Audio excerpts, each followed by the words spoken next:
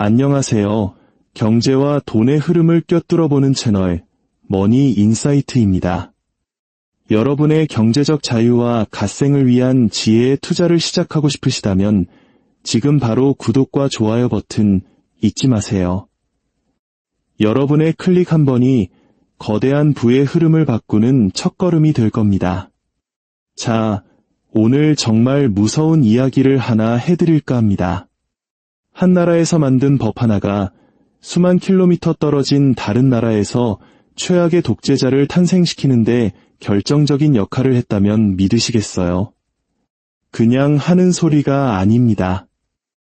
이건 역사학자 찰스 킨들버거가 남긴 실제 인용구에서 시작하는 이야기입니다.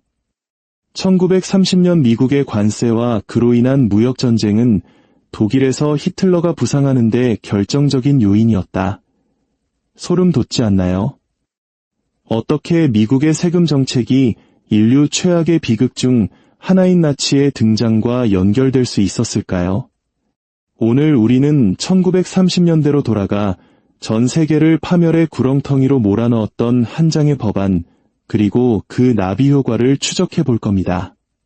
그리고 이야기가 지금 2024년을 살아가는 우리에게 왜 중요한지 그 서늘한 경고까지 함께 파헤쳐 보겠습니다.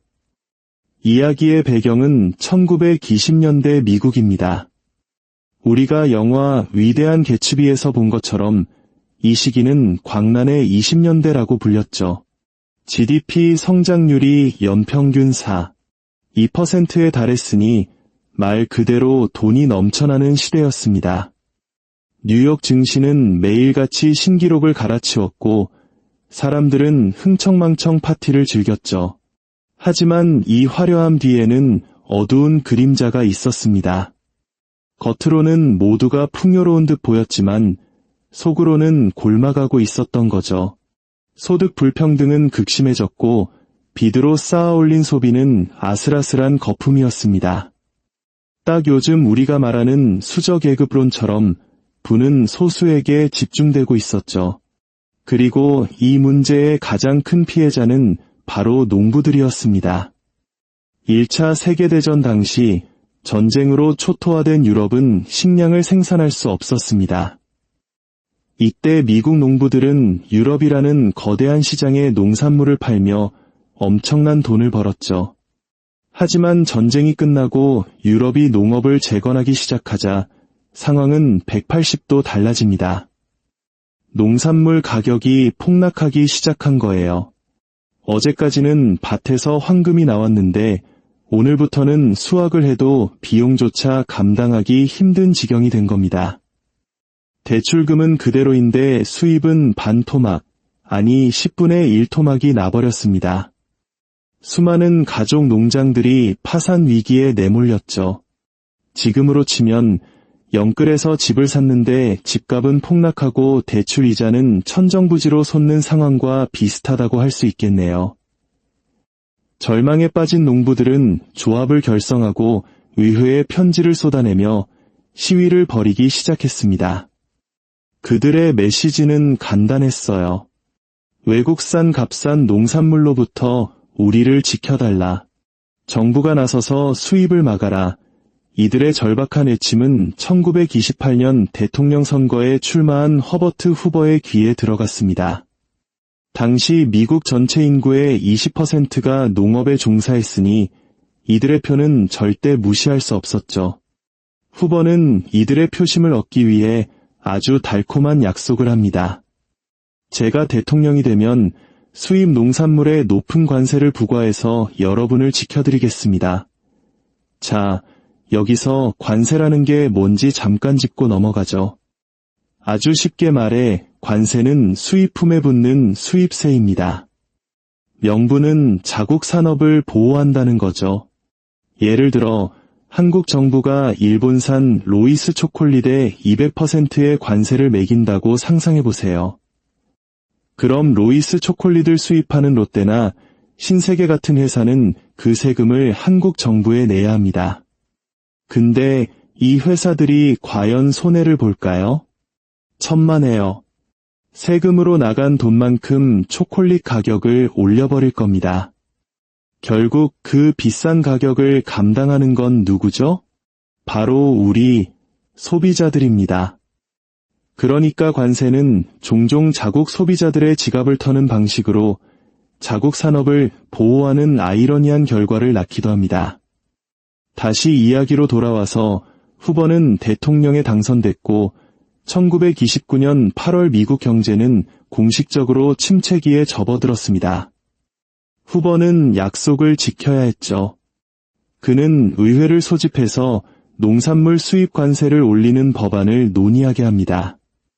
처음 그의 계획은 딱 농산물에만 국한된 제한적인 관세 인상이었습니다. 하지만 여기서 판도라의 상자가 열립니다. 하원 세입위원회의 의장이었던 윌리스 홀리라는 사람이 이왕 하는 거 농산물뿐만 아니라 모든 수입품에 관세를 올리자 고 판을 키우기 시작한 겁니다. 후보는 이 제안을 막지 않았어요. 이 소식이 퍼지자 온갖 이익단체들이 의회로 몰려들었습니다. 철강업자는 수입 철강에, 섬유업자는 수입 직물에, 신발 제조업자는 수입 구두에 관세를 붙여달라고 아우성을 쳤죠. 상원 재무위원장인 리드 스무트도 이 흐름에 올라탔습니다. 결국 농부들을 위한 작은 보호막으로 시작했던 법안은 미국의 모든 산업을 틀어막는 거대한 보호주의 장벽으로 변질되어 버렸습니다. 이 법안이 바로 두 정치인의 이름을 딴 그 유명한 스무트-홀리 관세법입니다. 물론 이 미친 법안에 반대하는 목소리도 있었습니다. 공화당과 민주당 내의 양심적인 의원들은 이 법안을 막기 위해 1년 넘게 필사적으로 싸웠습니다.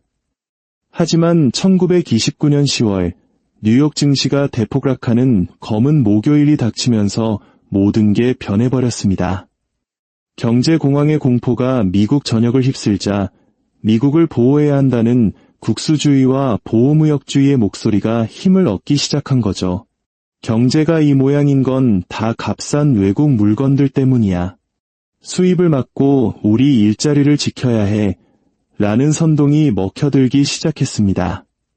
결국 법안은 상원에서 44대 42 아슬아슬하게 통과되었고 하원에서는 압도적인 표 차이로 통과됩니다. 이제 공은 대통령 후보에게 넘어갔습니다. 그의 책상 위에는 두 개의 문서가 놓여 있었습니다. 하나는 의회를 통과한 스무트-홀리 관세법안이었고 다른 하나는 미국의 경제학자 1028명이 연대 서명하여 보낸 탄원서였습니다. 시카고 대학의 경제학자 폴 더글러스가 주도한 이 탄원서의 내용은 처절했습니다. 대통령 각하, 제발 이 법안에 서명하지 마십시오. 이 법은 미국뿐만 아니라 전 세계 경제를 파멸로 이끌 것입니다. 이것은 자살 행위입니다. 한쪽에는 선거 때 했던 정치적 약속, 다른 한쪽에는 1,000명이 넘는 전문가들의 피 끓는 경고. 여러분이 후보였다면 어떤 선택을 했을까요?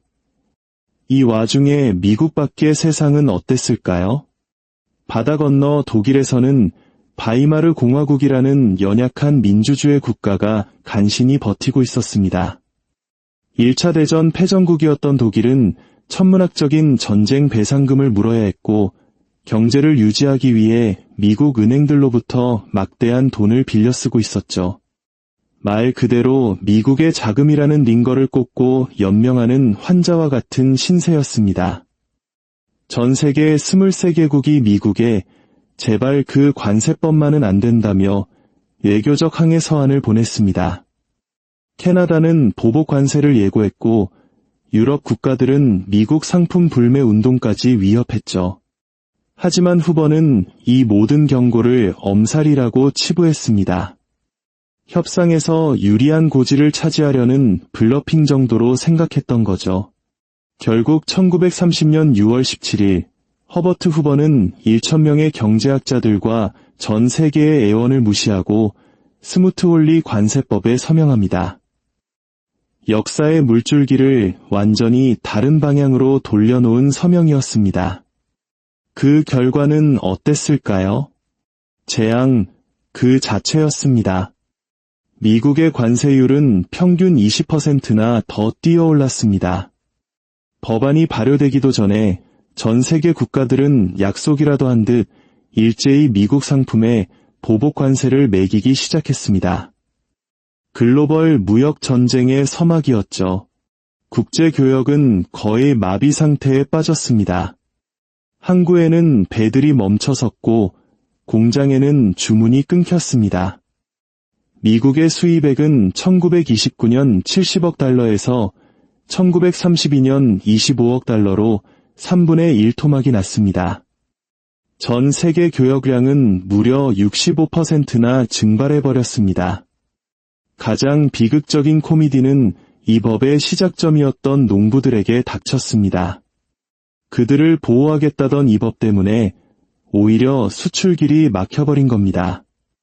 농산물 수출은 30% 이상 급감했고 농부들의 삶은 더 깊은 나락으로 떨어졌습니다.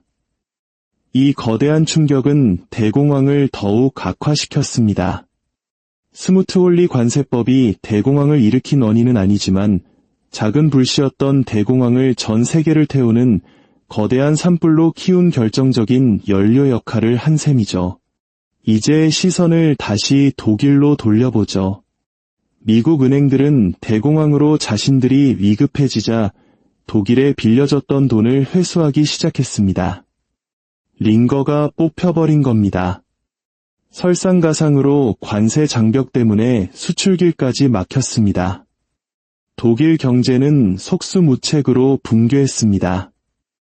1929년 130만 명이었던 실업자는 1932년 600만 명을 넘어섰습니다. 노동 인구의 30%가 일자리를 잃고 거리를 헤맸습니다.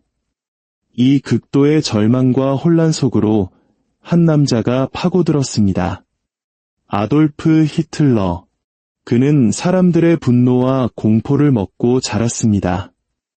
이 모든 고통은 유대인과 무능한 정치인들 때문이다. 위대한 독일을 재건하겠다.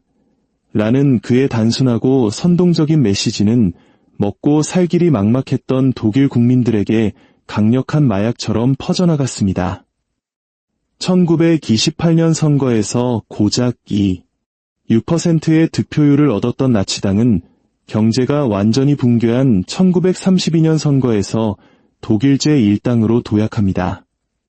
그리고 마침내 1933년 1월 히틀러는 독일의 총리로 임명됩니다. 미국에서 시작된 경제적 혼돈이 결국 민주주의를 파괴하고 최악의 괴물을 권좌에 앉힌 것입니다.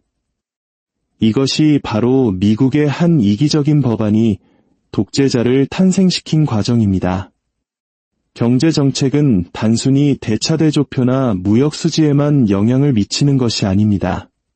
그것은 수많은 사람들의 삶과 한 국가의 운명, 나아가 세계의 안정을 뒤흔들 수 있는 무서운 힘을 가지고 있습니다. 그 후 미국은 끔찍한 대가를 치르고 나서야 자신들의 실수를 깨달았습니다.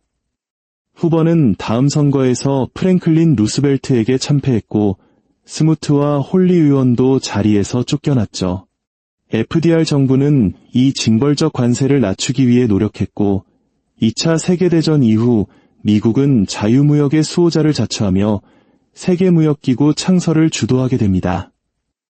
보호무역주의가 얼마나 끔찍한 결과를 낳는지 온몸으로 배웠기 때문입니다. 그런데 여러분, 이 이야기가 과연 90년 전의 낡은 역사책 속 이야기일 뿐일까요? 최근 몇 년간 우리는 미국 우선주의를 외치며 다른 나라에 서슴없이 관세를 부과하는 모습을 똑똑히 지켜봤습니다. 중국과의 무역전쟁은 지금도 현재 진행형이죠. 물론 세계화와 자유무역이 완벽한 시스템은 아닙니다. 그 과정에서 일자리를 잃고 고통받는 사람들이 분명히 존재합니다. 하지만 1930년의 교훈은 명확합니다. 세계 경제를 이끄는 강대국의 극단적인 경제적 민족주의는 힘의 공백과 불안정을 낳고 그 틈을 타 예상치 못한 괴물이 자라날 수 있다는 것입니다. 1930년대보다 지금 우리의 세상은 훨씬 더 촘촘하게 연결되어 있습니다. 우리의 공급망은 대륙을 가로지르고 금융 시스템은 실시간으로 얽혀 있죠. 이런 상황에서 시작된 무역 전쟁은 단순히 물가나 일자리에만 영향을 미치지 않습니다. 올바른 조건만 갖춰진다면 아무도 의도하지 않았고 아무도 원하지 않는 방식으로 세상을 재편할 수 있습니다. 오늘 우리가 함께 살펴본 스무트홀리 관세법 이야기는 경제정책이 어떻게 정치적 극단주의로 이어질 수 있는지 보여주는 가장 강력한 역사적 경고입니다. 여러분은 오늘날의 무역 전쟁이 세계 경제에 어떤 영향을 미칠 것이라고 생각하시나요? 여러분의 생각을 아래 댓글로 남겨주세요. 지금까지 머니 인사이트였습니다. 감사합니다.